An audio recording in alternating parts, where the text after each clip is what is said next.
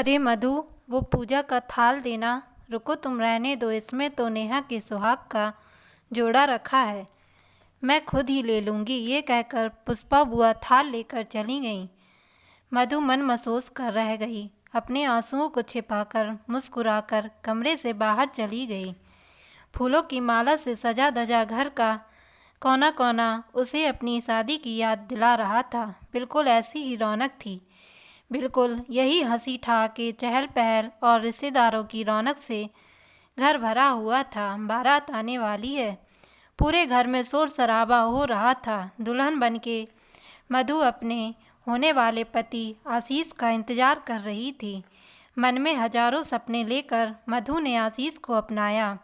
मधु और आशीष की शादी घर वालों की मर्जी से हुई थी, फिर भी लगता था कि जैसे लव मैरिज हुई है। दोनों का वैवाहिक जीवन बहुत ही सुखमय चल रहा था। शादी के कुछ समय बाद मधु और आशीष हिल स्टेशन घूमने गए। पहाड़ों पर घूमते हुए अचानक आशीष का पैर फिसला और वो खाई में गिर गया। सब कुछ अचानक हुआ। मधु ने ये सब देखकर अपना होश खो बैठी। स्थानीय लोगों की मदद से मधु को घर पहुंचाया गया। बेटे को खोने के गम में मधु की सास मधु को अपशगुनी मानने लगी। रोज यही ताना मारती, आशीष की जगह खाई में तू गिर जाती तो अच्छा रहता। तूने ही मेरे आशीष को खाई में गिराया है, मनहूस कहीं की। तुझे कभी सुख नहीं मिलेगा। ससुर जी समझाते कि एक औरत होकर तुम औरत का दर्द नहीं समझती, इसमें उसका क्या दोष है। हमारे आशीष की शायद इतनी ही सांसें थीं।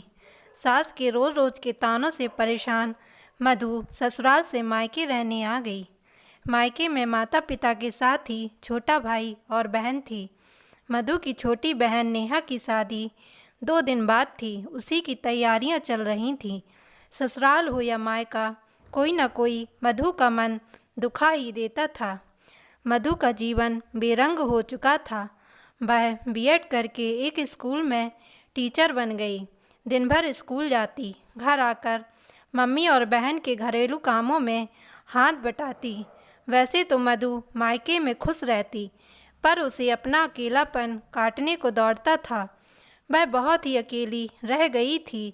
जब से छोटी बहन की शादी पक्की हुई है, तब से नेहा भी व्यस्त रहती और छोटा भाई अपनी पढ़ाई में व्यस्त रहता था। मधु बहुत ही दुखी रहती। दिन भर तो बच्चों के साथ स्कूल में बीत जाता था, पर शाम होते ही वो थोड़ी सी अनमनी सी हो जाती।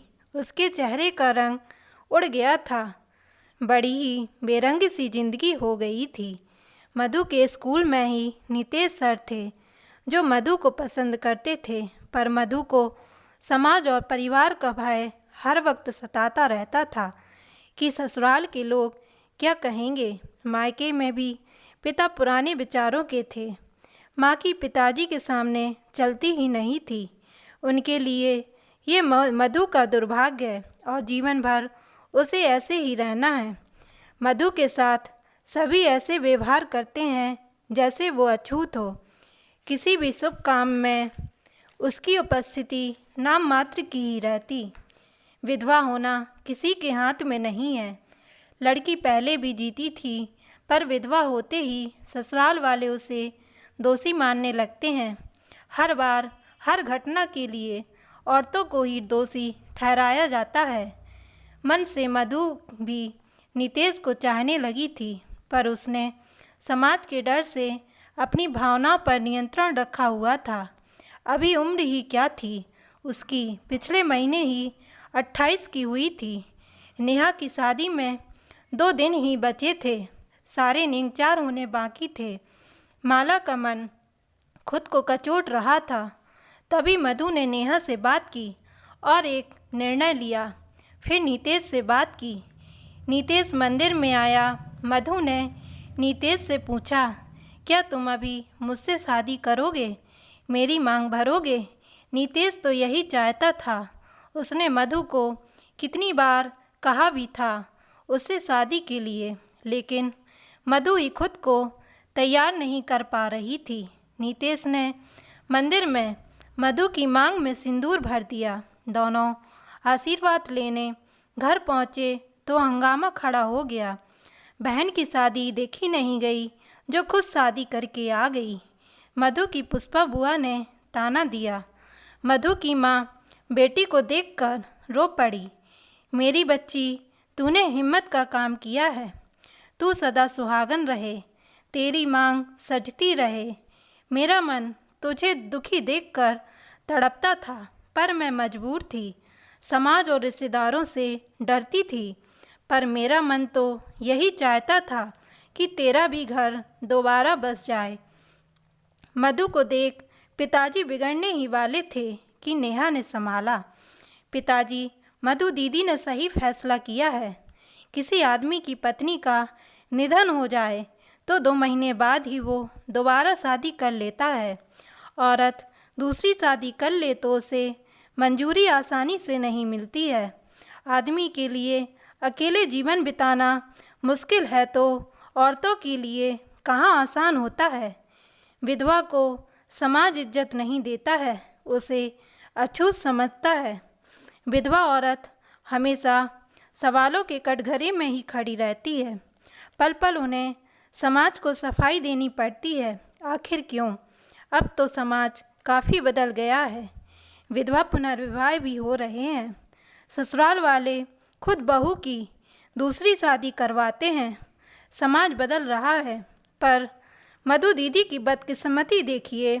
ससुराल वालों ने निकाल दिया और आपने अपनी बेटी का दुख समझा नहीं, उसे उसका दुर्भाग्य मान लिया।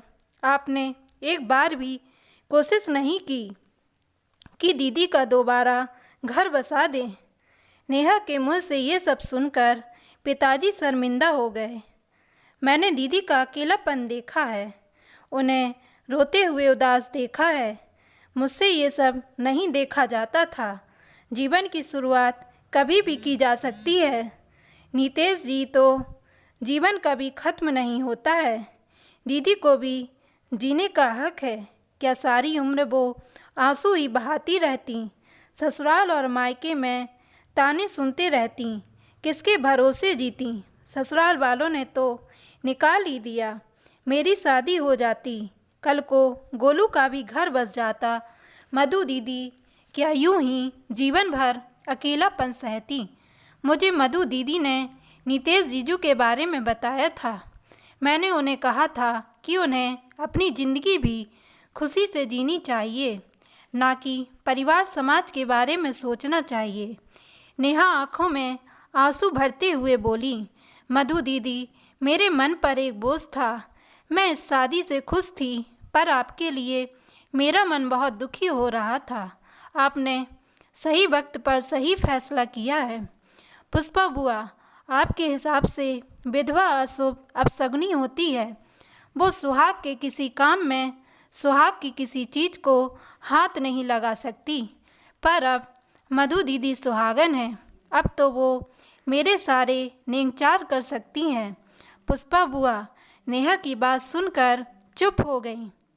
पिताजी, आप दीदी और जीजू को आशीर्वाद दीजिए, आपकी बेटी का घर बसने जा रहा है।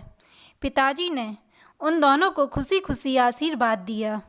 अगले दिन नीतेश के घर वालों को भी नेहा की शादी में आमंत्रित किया गया। नेहा की हल्दी, मेहंदी और बाकी की रस्में मधु ने ही की। सुहाग के जोड़े में सजी धजी नेहा को देखकर मधु ने बधाइयाँ लीं। मेरी बहन, तेरे साथ की वजह से सब संभव हो गया, वरना मैं अकेलेपन से संघर्ष ही करती रहती। मधु दीदी, आप भी सदा सुहागन रहो और खुश रहो।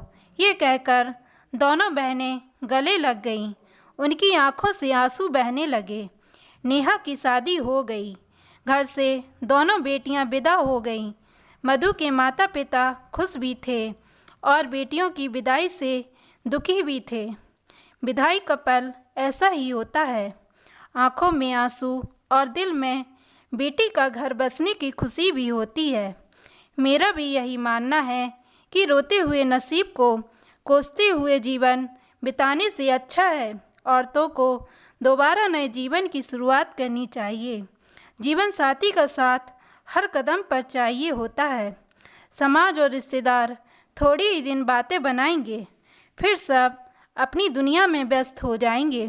दोस्तों, कहानी पसंद आने पर चैनल को लाइक और सब्सक्राइब ज़रूर करें। धन्यवाद।